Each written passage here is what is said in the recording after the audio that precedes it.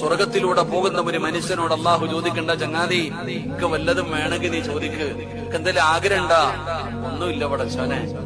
അള്ളാഹുവെ, നീ പരലോകത്ത് വന്നപ്പോ എല്ലാവരും പേടിച്ചു വിറച്ച് തലതാഴ്ത്തിയിരുന്ന ദിവസം നീ എന്റെ മുഖത്ത് സന്തോഷം തന്നു.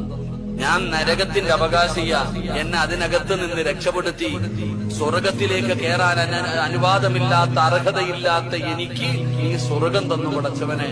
ഇത് മതിയല്ല, എനിക്കിതിനേക്കാൾ എന്താ വേണ്ട പടച്ചവൻ? അൽഹംദുലില്ലാഹ്. അല്ല പിന്നെയും ചോദിക്കുന്നു, നിനക്ക് എന്തെങ്കിലും വേണമെങ്കിൽ ചോദിക്ക്, എന്തെങ്കിലും വേണമെങ്കിൽ ചോദിക്ക്.